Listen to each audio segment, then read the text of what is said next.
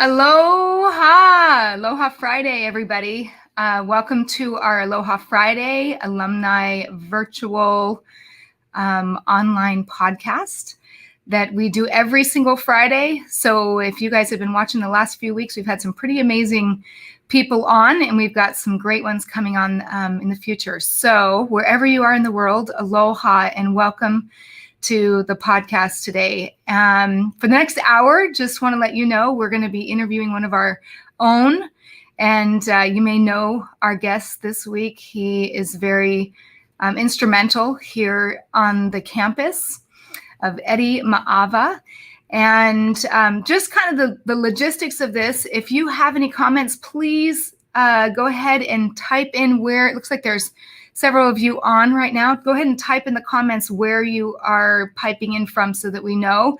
And if you want to say hello to Eddie, and as we get going. And then at the very end of the podcast, we also are monitoring your comments. So if you, during the time, want us to expound about a story, or if you recognize yourself in some of these pictures, or if you also would like to share this podcast, just go ahead and push the share button and it will go on to your page. We'd love to be able to share some of these stories. And I'm really excited about this week's show because the last several months I've gotten to know Eddie Maiava very, very well and spent time with him crying. He brings to me my tears, good tears, good tears. So let me go ahead and bring him on and we will get... Yay, Eddie! Thank you so much for joining us today and sharing your wisdom and your love and your story for this beautiful place. Say hi to everybody. Talofa and aloha, everyone. So good to have you join us this afternoon. Thank you for joining us. Yeah, we've got Zach online. He's from Arizona, it looks like. Is it Lali? Is that how you say it? Lali? Lali. I think it's Lali. From Utah. We've got Katie Stiles from Utah. Woohoo!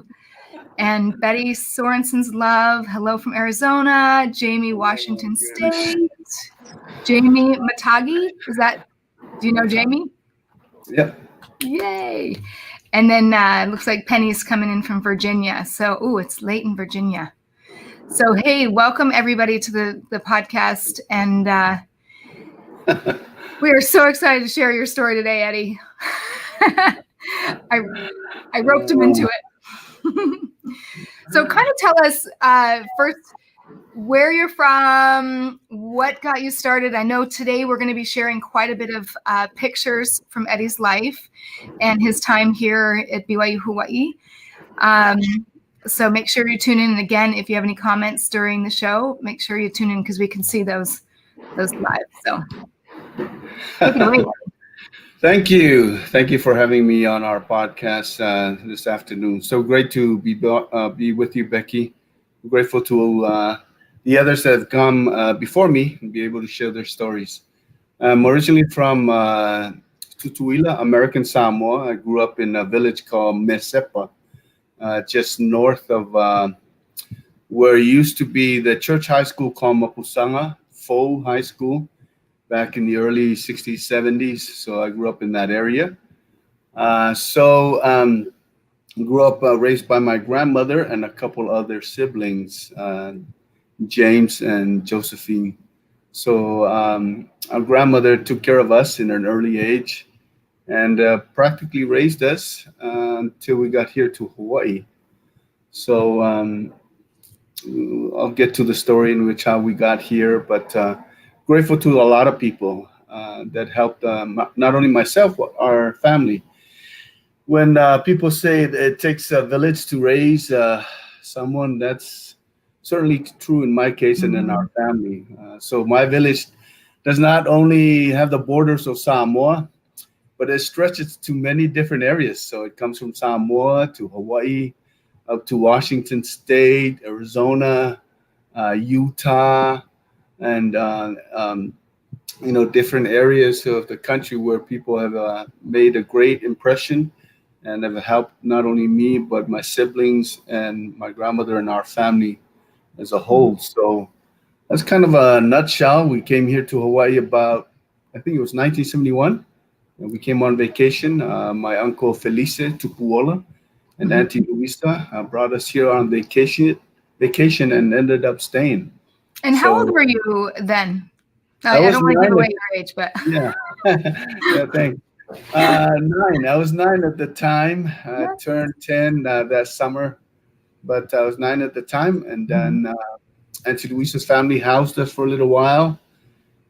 We lived on Moana Street and lived with Uncle Wipa, Mhm. Ili, and Auntie Loimata, my aunt's parents. So we went to Lai Elementary at that time, and then we found and moved to a place over to Sacred Falls in Haula, Mhm. where I grew up most of my years there and attended Haula Elementary, and then on to Kahuku High School, where a lot of things started to happen and all of that. So um, So one of the we've been things that people may not know about you is that you were not a member of the church. Is that correct?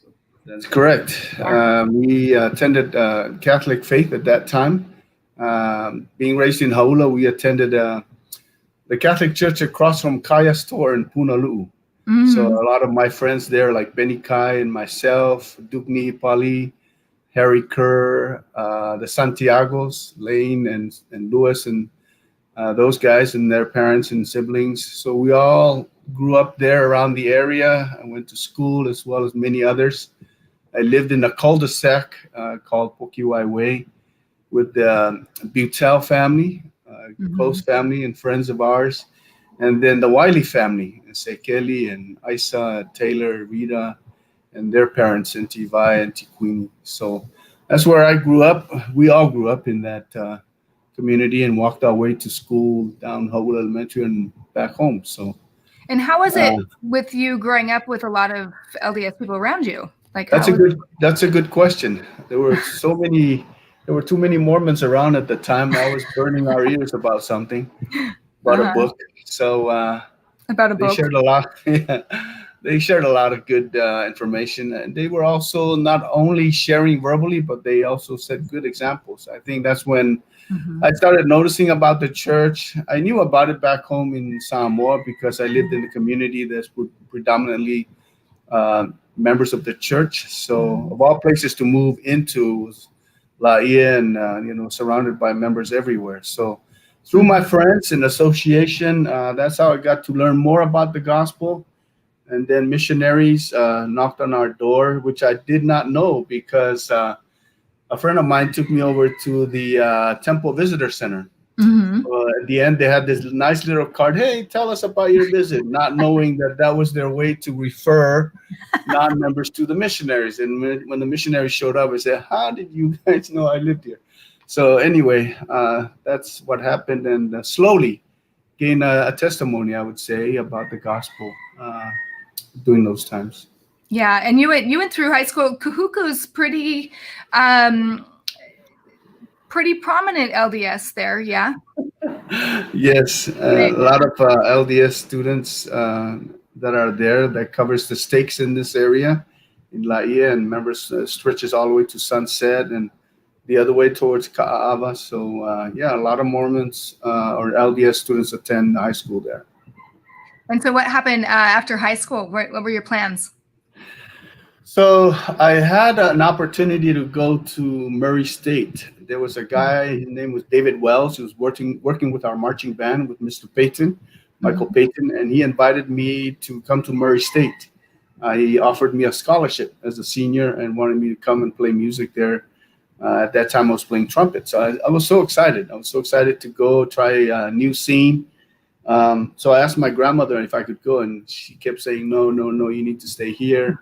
So after a few times, I gave up. I said, "I'll just stay here." So I thought, oh, maybe I'll go try Provo. A lot of my friends were going to Provo, Mhm. so I went over there and visited for a little while. It just didn't feel like the right fit for me, so Mhm. I came back home. So I learned a lot of things here at home, and I was grateful that I stayed home to be able to get my education. And so you were really music has been a big part of, and that's going to be a big part of your story, right? Of how you even came to BYU. But kind of tell us a little bit about that. So you went to Provo and didn't figure, that didn't feel right. You came back. What was instrumental? Instrumental. No pun there. What was instrumental? What was that Um, moment, right? a lot of it had to do with my grandmother and my Mhm. family. I think she wanted to make sure that we were around to help and support our family. We it felt like we were on welfare for a long, long time. My grandmother didn't speak English, and Mhm. we were learning it growing up here. So it was a little bit of a struggle in the beginning as we were trying to figure out homework and communication with people here in the community. But through time, we eventually caught on. My grandmother really didn't speak much, very, very little. So going through school, I had to go and work full time for the most part, and still provide an opportunity for education. So a lot of opportunities for me to go to school was not full time. I attended a lot of semesters part time because I needed to work full time to help my family, to help my siblings support our family and our grandmother while we were here. Oh, So does that answer? yes, it did. So tell us about this story, which I thought this was a really great story, and I wanted Eddie to share this story about how he ended up at BYU, because you started the story off when you told me a couple weeks ago. Not very many people know this story, and I love those kind of stories, right? Like that's like, we got to hear it. So tell us the story of like how. I mean, obviously you grew up here and you knew the school. You went to Kahuku, which a lot of people from Kahuku come to BYU Hawaii, but you had a very important moment that kind of changed things for you. Um, I know what you're referring to. Kahuku High School at that time had a very strong marching band program. So, oftentimes, before all these buildings were in front of the university, we practiced here at BYU Hawaii and in the front area in the grass there. So, one afternoon during our practice, Dr. Richard Ballou walked by and heard me play. So, as we practiced, he heard me play, and then he waved me over and said, "Hey, what's your name?" So I'm gonna do a little chit chat, and I think I was a senior at the time. And he asked me, "Hey, you ought to come play for the band. I teach band here at BYU Hawaii, and love to have you come play with us." And I said, "Okay." And then he said, "We have band class in the ballroom at 12 o'clock. I think it was Monday, Wednesday, Friday." And I said, "Oh, okay." So that's what I last remembered. And after I graduated, and I remembered him saying, "Oh, come and play." So I thought, okay, maybe I continue playing my music. So I strolled on over to the ballroom on Monday, Wednesday, Friday at 12, and just joined into the class, start playing and following the music and learning all things in college. During the second week of the semester, he asked me, he was taking roll. Then he asked me, "Hey, your name is not on a roll. Did you register for the class?" And I said, "What is that?" "You told me just to come over here to the band room on Monday, Wednesday, Friday at 12." So obviously, I did not register for class. I was so naive in many ways as I was growing up, did not know what to do here, there, and all those kind of things. So after class, he walks me over to the old administration building in the McKay area, where the McKay Mhm. foyer is now. And I entered the door, and Sister Kanahele was there sitting and looking at me. And I knew her from the community. I was Mhm. close friends with her sons, Keenan and Jolene.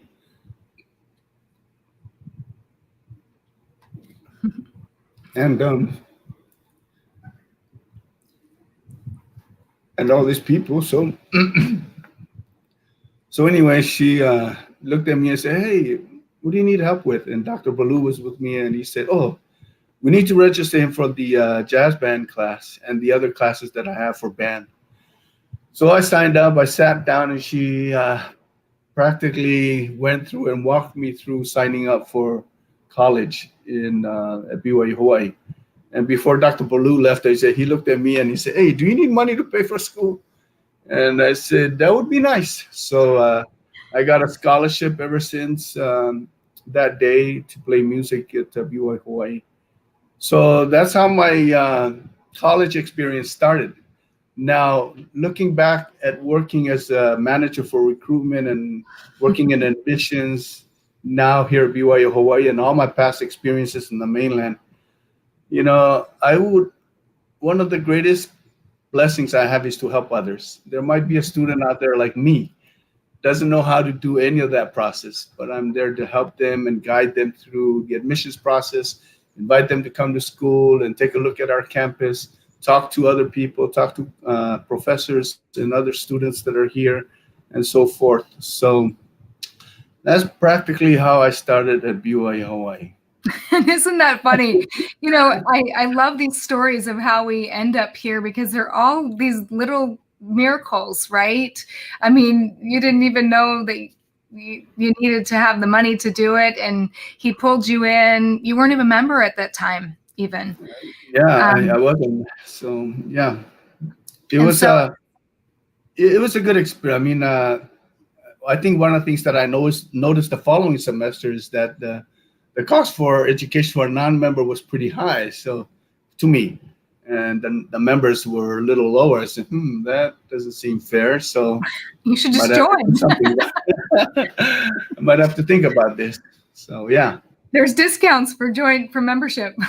yeah, absolutely, absolutely. That's so funny. So so at that point, how long into school? Now you were doing the music degree, right? That's what you were. Yes. Yes, I was doing the music degree here at BYU Hawaii. Like I said, off and on. If you look down at my name right there and you see the Yeah. years that I spent here at BYU Hawaii, I could be a doctor by now, but obviously that didn't happen. I got only a bachelor's degree. At least that's what my wife told me. But anyway, so I was going part-time school and working full-time, helping support our family.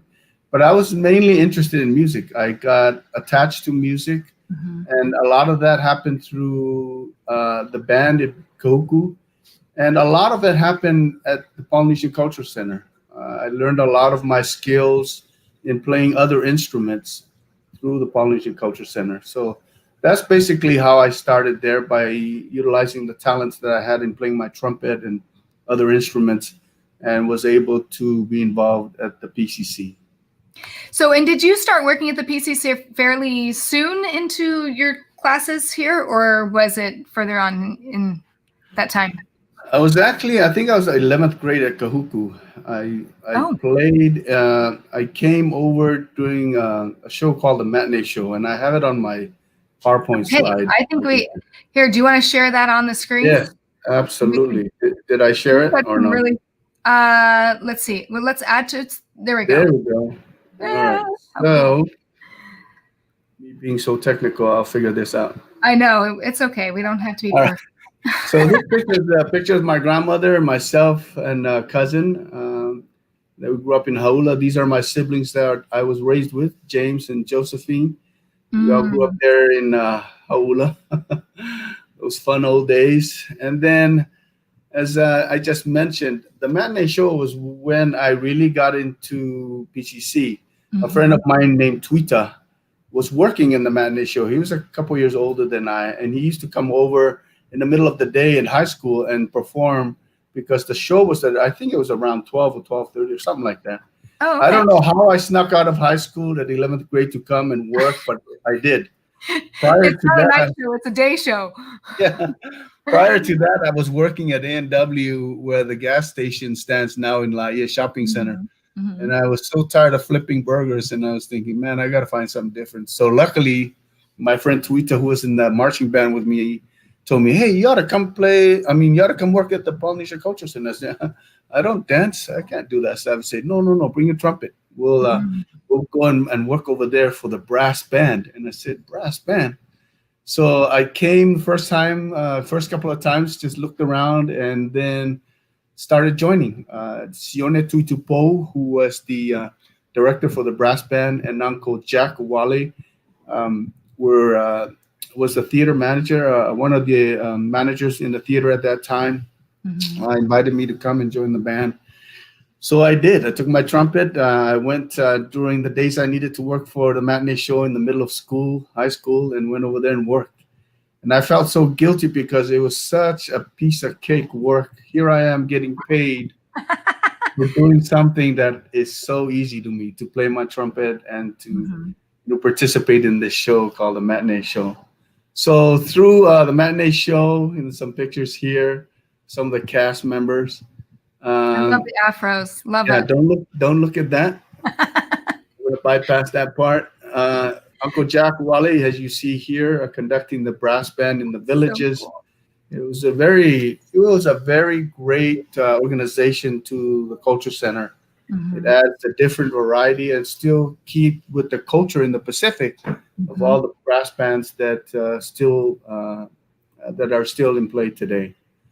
So another picture of the brass band. Some of these people you may know, gone on to bigger and greater things. And then here are some more pictures of the band after I got home from my mission. And Gary Sorensen was the director at that time of the You know, brass Eddie, band. an interesting question. I asked this of, I can't remember who it was a couple weeks ago. I asked, did you really, this is the interesting thing for, I think, for a lot of students that are here, and even for anyone, it doesn't matter. But I think sometimes we don't see the significance of the moment, right? Like looking back at these pictures, you being able to be a part of something like the PCC or being a part of the BYU, like how has that influenced you? I mean, did you realize it at the time? I mean, looking back. Before we were doing this podcast, I wanted to make sure that we're not talking about me. It's not about me. It's about the Yeah, opportunities that were given to me. exactly. And I think looking back at how I kind of strayed into the different paths and join the church and participate in music, which I love. Uh, Things were in front of me, and I Mhm. just had to take the initiative to take it and take advantage of it. So that's what I had, and I'm grateful to many many people who have Mhm. encouraged me, who have supported me, and taught me how to take advantage of the opportunities that were there. So Yeah, that's a great point. yeah, just looking back at these pictures, it's just like, wow, you You had a wonder lot how of you got there. opportunities. Yes, absolutely. So this is another picture of the brass bands. I really love this picture with the tempo in the back. I Mhm. can't remember what the function was, but we played in the front lawn there, right outside the gates. And we also have Tevita, who's one of our conductors at that time, there with all of our students. Just a picture of the Polynesian Culture Center, Tongan section. I enjoyed learning how to drum from the old man Hema and Fasitovo, and a lot of my Tongan friends who taught me Tongan drumming and music, and a lot of the different things that I learned there. Some of our musicians, some of you may recognize some of these clowns here. Uh, some are still around here in Hawaii. Some have gone on, and some have passed on. So it was a Mhm. great group of people to work with. I look forward to going to work at PCC those days, and I sometimes didn't take a day off because it was so much fun to go to work and to see everybody. Was there Oh, anybody specifically that maybe at the PCC that was pivotal to you in your opportunities there?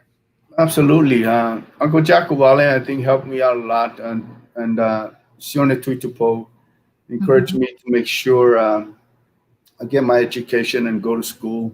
Uh, Mhm. Jack Wale, for those of you may know him, he was in the military. He was always trying to get me into the military band for years. He said, Eddie, you need to go to the military band. You'll travel the world, see these places, but I never grabbed onto that. But he was very encouraging, as Mhm. well as Sione Tutupo and many other friends that have helped me to get to where I am today.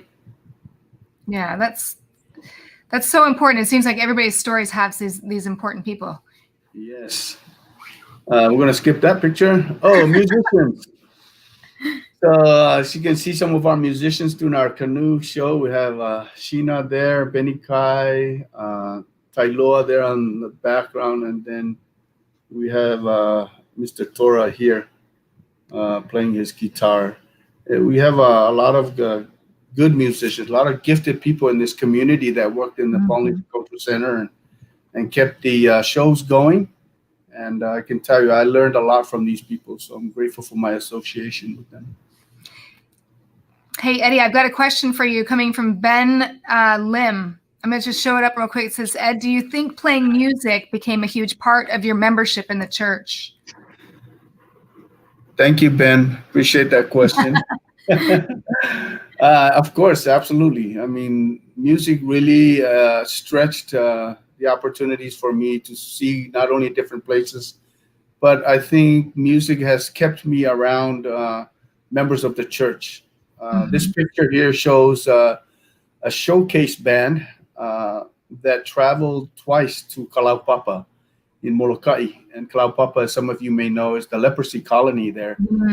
And that's probably one of the most spiritual places I've been to. We were so scared going there because of the disease. But after the orientation, after our performance and our association with President Key and a few members that were there, as well as members from other faith, we just truly felt the aloha spirit there and the love that they have for people in general. So I will never forget my performance there and the opportunity that I've gone. So music absolutely helped me a lot to gain some of those spiritual testimonies. Okay, just one more comment here I'm going to bring up. Dorian says, marching through the villages every day with the bass brand was so much fun. Is that Dorian Hammond? Is that Dorian? Yeah.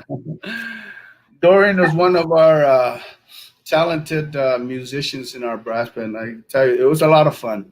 And the villagers, workers, I think they really enjoyed it during that time as we marched through the village, gathered all the tourists and go on over to near the amphitheater where we had an area that was designated for our brass band concert that night. And it was a nice way for tourists to transition into the night show and be able to share some of our talented people here in the band, and especially our Polynesian music. So yeah, it was definitely a great time. That is something that you and I share, because I was in marching band as well. I don't think you know that.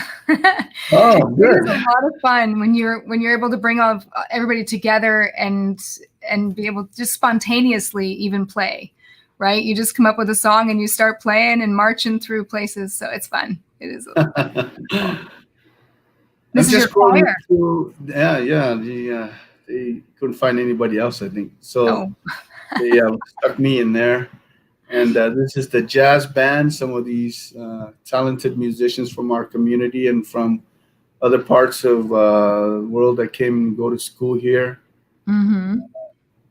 Conducted by this handsome guy over here, Gary Sorensen, Mr. GQ.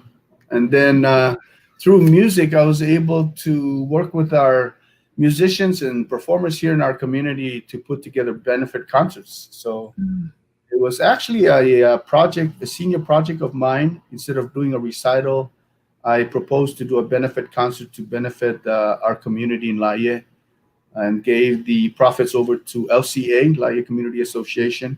So all the musicians gave their time and their talents, and the performers for 3 years, providing that show, and the proceeds went towards helping anything that LCA needed at the time. So music was forever part of my life, and for some strange reason, I ended up on the tennis court playing tennis for Dave Porter. That was a new experience, but a very good experience. It allowed me to travel and see other parts of the country and be able to associate with some of my teammates from everywhere.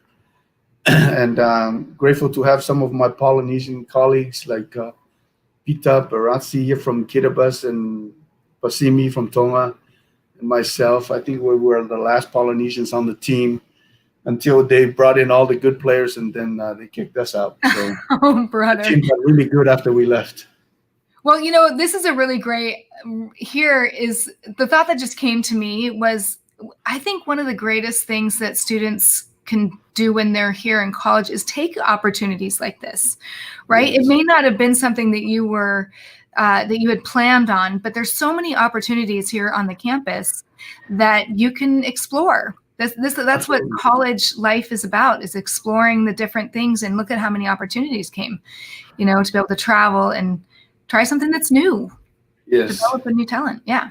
Which is ironic the way our curriculum is set up now at BYU Hawaii. It allows the Mhm. students to really explore three different areas of interest that will help them Mhm. become marketable when they leave this place with their degree and experience. Yeah, I love that. Yeah. So before I got married, my wife Jen and I, when we met here at BYU Hawaii, um, when we first met, she asked me, and I don't know why she asked me this. She said, "How long you been in school?" And I said, I didn't say anything. Then she said, "Can I look at your transcript or something like that?" And I said Mhm. something like, "That's confidential information."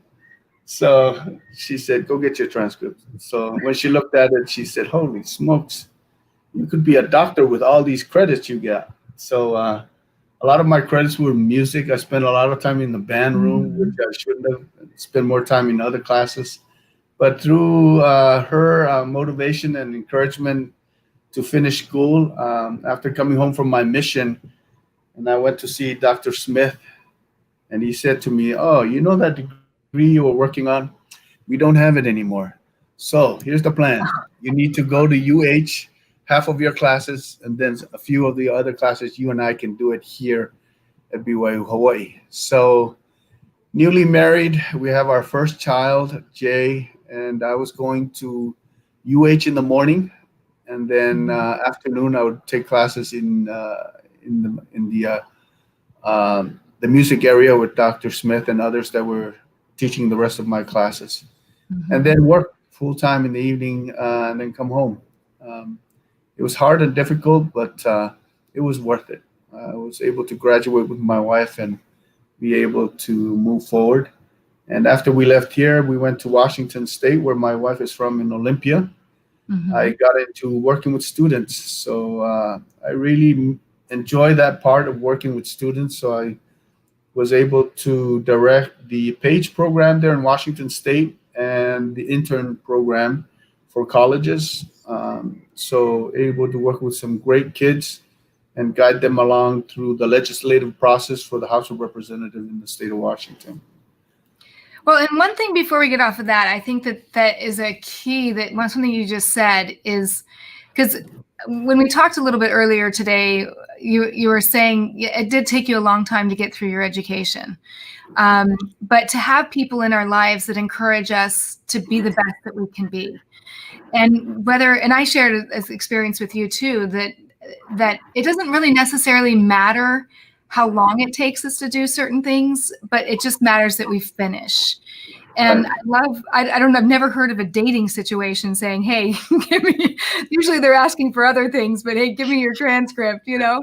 Yeah, yeah. But that's a really sweet thing that you were able to find her to encourage you to come back. And I mean, look, there's no right or wrong way of doing Right. this, right? Yeah, absolutely. I mean, to finish is the key date, is the key Mhm. important thing that you need to do is finish. I know there's a lot of my friends and people in the community that are looking for opportunities to finish their schooling. I think it's a wonderful way that Mhm. BYU has to offer, and inviting others to come and continue their schooling and finish and be able to have better opportunities for employment or other things down the line that you may not see at this time.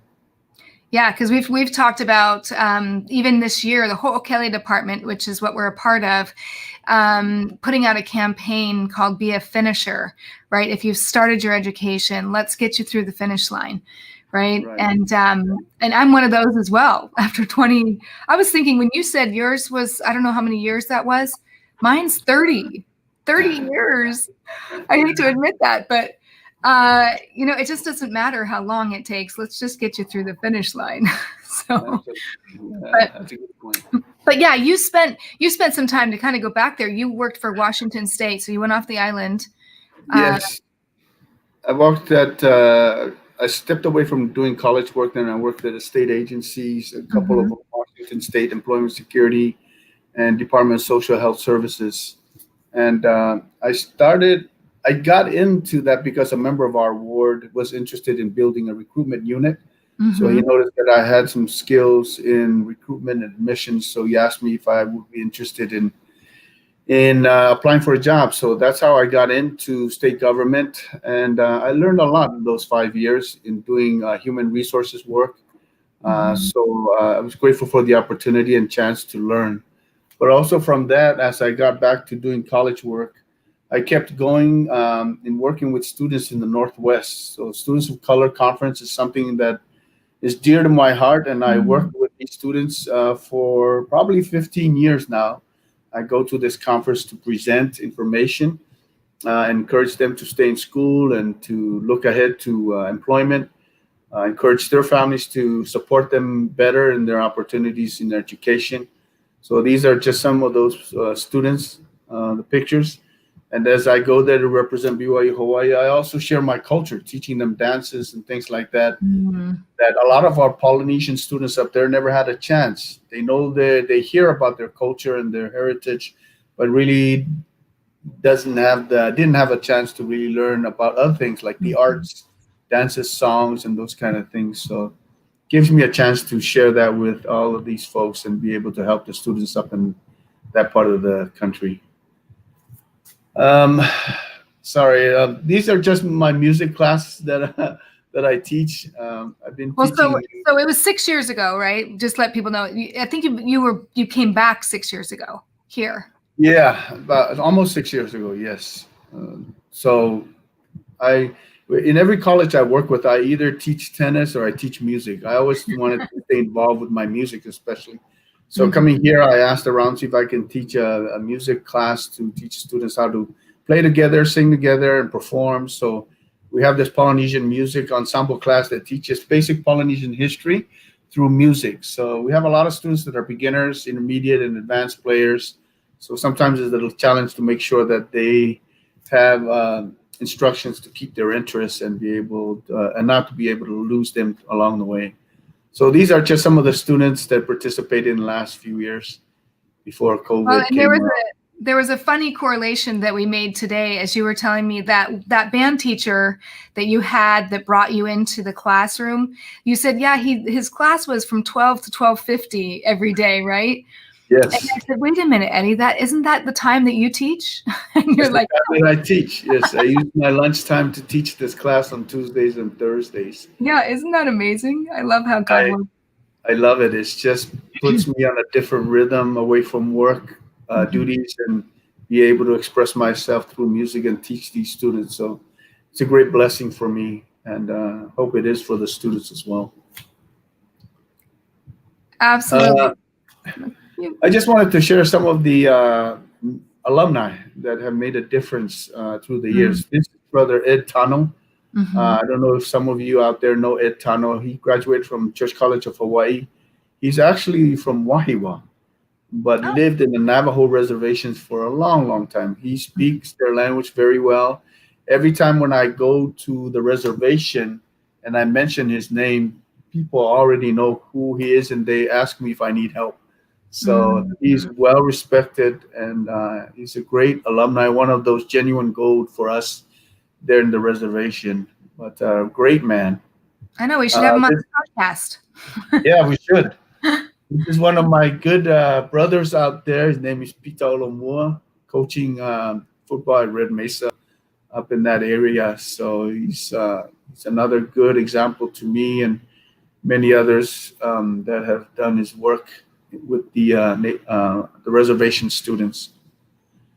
And then through all of this, brought me back home. I've always believed that through the work that I've gained and experience, skills, and knowledge in the mainland, in Arizona, at Eastern Arizona College, and Linfield College in Oregon, and McMinnville, and Evergreen State College in Washington, Mhm. and Olympia, allowed me to come back home.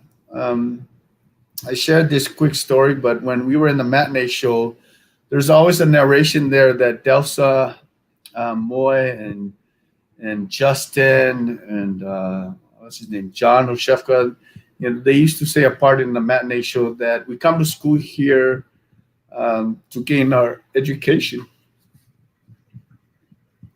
so that way we can go back home and help our people, something like that. But that always stuck in my mind, especially when I lived in the mainland. because every time I hear that during the matinee show, I didn't want to go back to Samoa. I said, I was good here. I'm good in life. Yeah, life is good. I was content. I didn't want to go back. But I always felt guilty when I left this place, thinking that I didn't give my gratitude to to the school and to the church, the PCC, and the community. So when my wife, thank goodness, had an opportunity to come here for employment, and through much consulting with our children, we were able to return about 8 or so years ago, and felt like I needed to finish something off here before we move on to the next chapter of our family. So I'm grateful for the opportunity to come back and work with some great colleagues. And this is my dream job, to be able to work with our students that come from the Pacific and Asia and Hawaii and the mainland, and be able to share the vision and mission that President David O'Make has put together. This is a picture of me and my good man Kenny when we went to Fiji and Kiribati, I think before COVID hit. So we were lucky to go there. And me and Tipa, when we went to Samoa to do our work there with our leaders and the church high schools. I don't know if some of you know that the church has high schools in the Pacific. There are 2 in Tonga. We have Liahona and Saineha. One in Kiribati, Moroni High School. We have 2 in Samoa, in Pesenga and Baiola. And then the LDS Church High School in Fiji. So those schools have been around for a long time. I believe it's around the same time Church College of Hawaii and BYU Hawaii was constructed. And, I think President David O'Make knew that these students needed to go somewhere. Mm-hmm. And when the university was founded and those students came, it was a natural transition to BYU Hawaii today. Well, and that's something I just learned today. I thought there was just one high school, but there's a lot of high schools that the church set up because education is so important, right? To get the education that they need. So they wanted to be able to provide those schools. And, obviously that's high school. This is the college experience. And that's really an amazing thing. And also to meet the students here, me going to classes with some of those students that are from that area.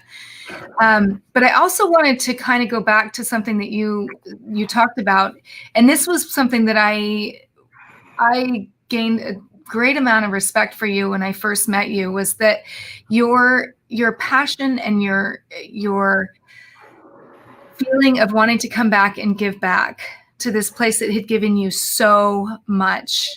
Growing up. And again, you might not have realized it at the time, but now looking back, how pivotal the music, and then, joining the church, going on a mission, meeting your wife, and the work that you've done on the mainland as well as here. And now being back, and you really, if there's anything that I think that I've gotten most out of you, is you're so heartfelt about the mission and fulfilling the mission and having your part be with what you're doing now with working with the alumni and the recruitment.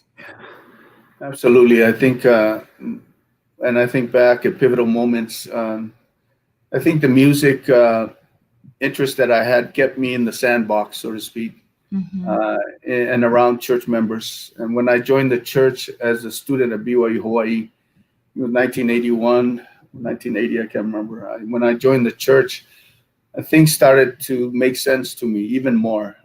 Things made sense before I joined the church, from the lessons and meetings that I attended and missionary lessons that I received.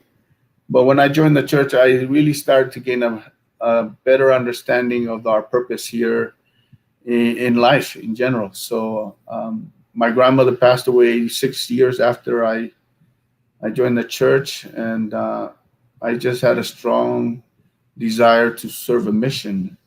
So at that time I was 26. I was an old guy at that time, and I remember Bishop Judd Witten. I asked him, I said, I need to go on a mission. And he said, I don't think you can go. You're too old.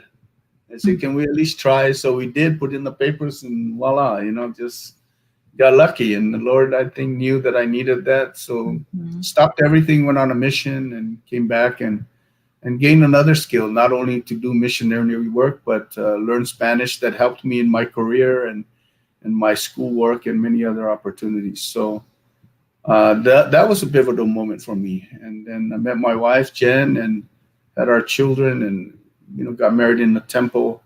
And that's why I think I know I want to give back, be able to share my experience with other students and encourage them to keep going and don't give up, and be able to help them and help their family by investing in education and continue to be spiritually educated.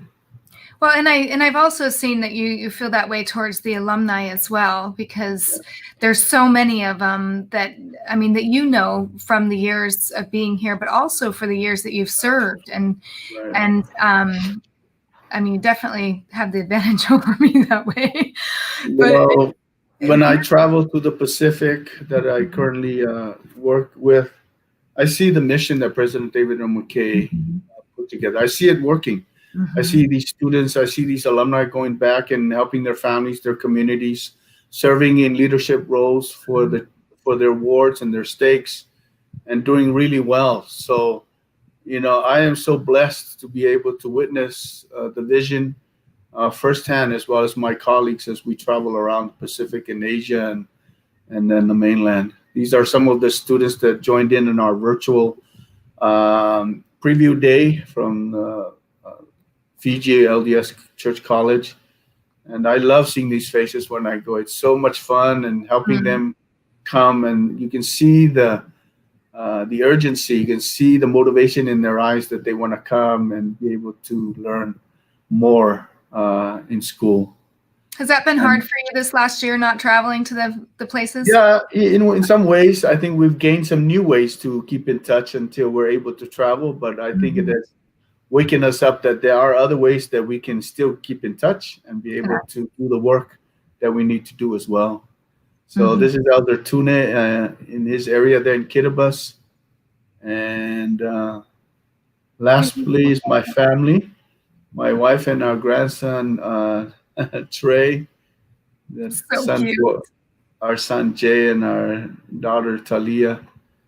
And our family has grown from just five of our kids and grow to include our son-in-laws and daughter-in-laws and our grandkids. So we're really grateful for the blessings, and I owe it a lot to the opportunities I've gained here at BYU Hawaii, at PCC, the temple, and the church has provided me with so much of that guidance. So the goal is to help our students to get that final step, and that's education. It doesn't mean it's the end, but it's Mhm. the next step to the next chapter. But at Mhm. least they'll be equipped with some tools to be able to help them as they move forward to the next part of their journey. Absolutely. I was So going to ask you, what do you think, kind of as we're wrapping up, what do you think your life would have looked like if you had not decided to come here? I don't know. I'm afraid to think about that. What it would have been like. I mean, I don't know. I would have probably gone on to do things that is probably not conducive to the standards of being a member of the Church of Jesus Christ of Latter-day Saints. But I don't know. The music interest that I had, I think at the time I was at the right time, the right place, Mhm. and being around the right people that really helped me to move forward. So I try not to think about what would have happened, but I'm glad that the things that have happened has been a great blessing to me and my wife and our kids. And I know too that and we talk about pivotal people and pivotal moments, but I think I also know that you are a pivotal person for a lot of the students as well, and the alumni, because it's pretty evident. We actually have quite a few people online right now. That tells you, Eddie, people love you, and the comments that are coming in about that is that you've made a difference in their life and in the students. And I know you're a very humble man. And we talked about this before the show started, is it's not about us, right? You're going to make me cry. So you always make me cry. Like, but it's not about, this journey is not about us, right? But we all play a part in that. And see, you make me cry. We have a great team here. We do. We have within diversity, we have diversity as well. To be honest with you, we have so many skills, experiences in this group, and many others that are not in this picture that have provided to the work that we do. It's hard work, but it's fun work, and we make it fun. And we're so collaborative with each other and help each other. It's a big family for us, and I've always wanted to thank them always, because the success I have at work is our success. It's really not mine, because we all hold the line together, Yeah, we really do. The Ho'okele department. I mean, I'm only a few months, right? Like walking into this group, but I was thinking about that last night, about every single person in this department, student and full-time, their hearts are all in the right place, right? And the Ho'okele department stands for what? Tell people what the Ho'okele department stands for. Well, it says right there, it means to navigate or to steer. So within our Ho'okele department, we see the life cycle of the student, from the recruitment beginning, where we meet them in their country or their homes or their chapels, and then helping them with the process of how to apply. And once they get here, we do the onboarding and helping them to transition into campus and resources that are available. And then once they're here, help them to guide to provide skills that will help them speak and be able to better their interview skills, their writing skills, and putting together their resumes, and skills in talking to employers and graduate schools. And then when they leave, we still keep tabs with them through the alumni process, because we want them to then turn around and help others that have come behind them. So like we are all doing, all of us alumni.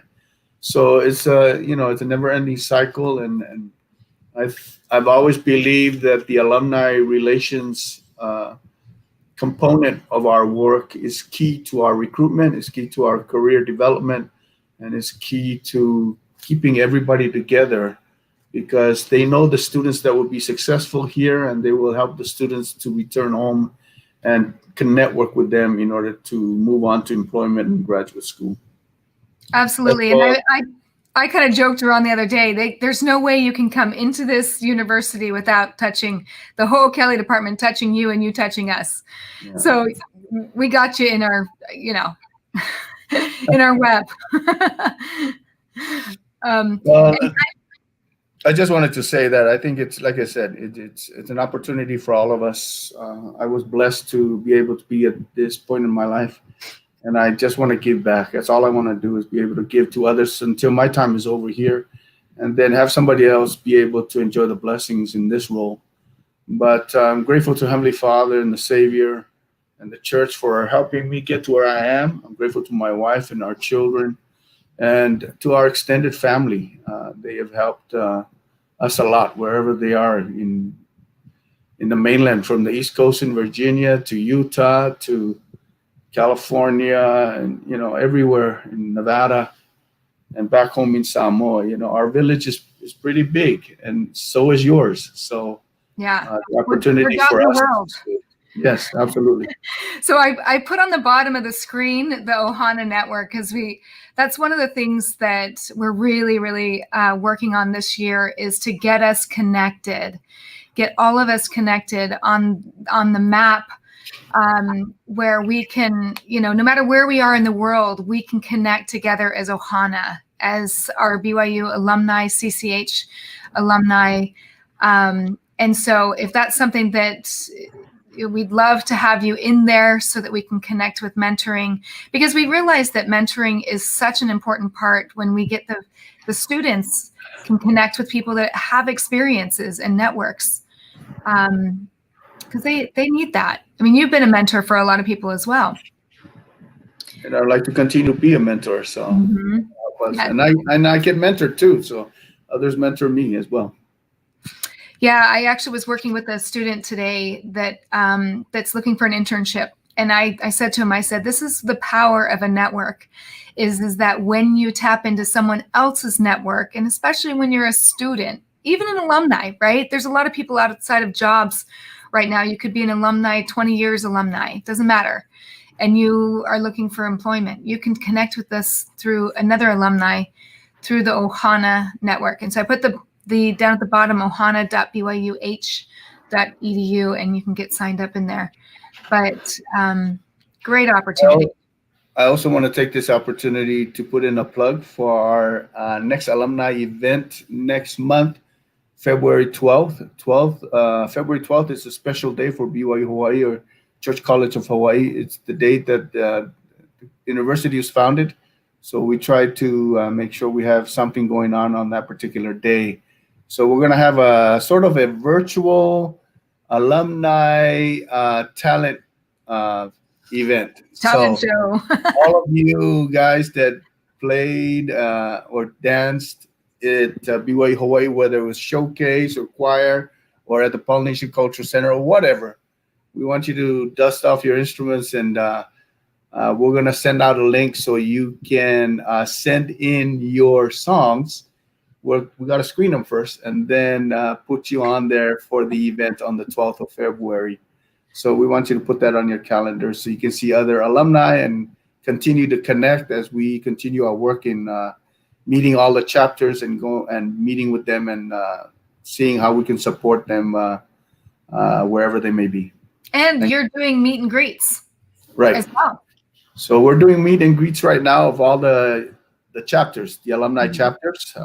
As we were finding out the current status, we're connecting with them to see how we can meet first, and then figure out and strategize ways on how we can support them and their students that are coming, as well as helping students that are going back to their countries. And maybe we can put some funding together to be able to help those students as well through the form of scholarships and so forth to continue to assist the students. Absolutely. Absolutely. So we have lots and lots of, we are actually a large department and we just got bigger. Last week, we added a couple more departments to the Ho'okele department. So, please reach out to any of us that we're here to help and we're here to serve. And just in our last few minutes, there's lots of people. Zach Jones says, we love you, Uncle. Let me put this up here. Let me take this little banner thing off. So there we go. So we can see some of the comments. Love you, Uncle Eddie. Thank you for sharing your story. Jamie says, can you see these? Yes. Oh, good. Jamie says, love it. It all starts with a faithful first step. Thank you for your testimony and your service. Isn't this fun? Yeah. Let's see. We've got, here we go. Jenny says, love you, Linda and family. Is it Gon? Do you know who this one is? Gone? Bula Banaka. Doreen. We'll never forget our marching band through the PCC villages. I'll remember you. I'll remember you. That's probably a song. Yeah, it is. Facebook account. Awesome. Sorry. Here we go. Here's a good one. Elaine says, mahalo, Eddie, for reminding us how Heavenly Father has always prepared a way for his children. Thanks for sharing your stories. I am always eternal grateful for the opportunities to study with many wonderful friends and grow spiritually while studying at BYU Hawaii. May we all continue to share the Aloha spirit and go forth to serve. Wow, that's a great testimony. Thank you, Elaine. Tom says, great interview. So interesting to hear your life story. Hugs to your family.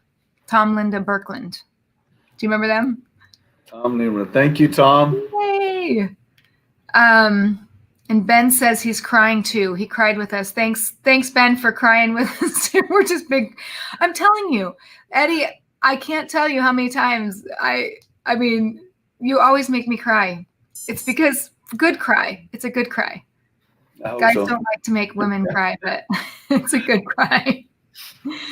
Well, thank you for the opportunity. I really appreciate it. Yeah, thank you for oh, wait, here we go. Thank you for baptizing the stage in Safford with coconut water. Do you remember that?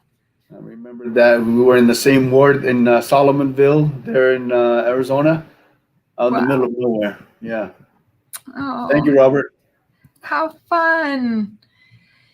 Well, thank you guys so much. And thank you, Eddie, for sharing your story. I know you've got a lot more to your story than what you shared, but your heart is the most important thing that I wanted to capture because, and obviously there's just a lot of people online. They love you. We love you. I feel blessed. Honestly, I feel blessed to be able to be in the Ho'okele department because you guys are just awesome. And we're doing some amazing stuff this year. We want to keep connected with the alumni, keep connected with the students as they go through that, support them in what they need, especially during this time when, all of us kind of had to take a step back and realize, life looks a little bit different. But as I always say, we know who's in charge, and we just need to stay connected to God and to each other to be able to support us no matter what stage we are in life. We're here to support and serve. So thanks for being on the show. And next week, we're going to have one of our professors. He's actually a storyteller. His name is Chris. And I'm so sorry I don't have his name right in front of me. But he's in the Peace Building. He has an amazing story of why he is so passionate about this mission of this school and what he's doing about it. So make sure you join us next week.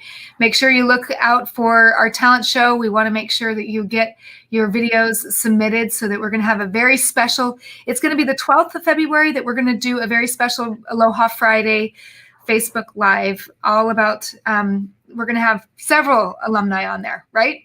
Is that what we're doing? Yes. Sweet. Absolutely. Yeah. All right. Thank you guys so much for joining us today. And we send our aloha to you. And thank you again, Eddie. Thank you. Thank you, everybody. Hey, have a great weekend.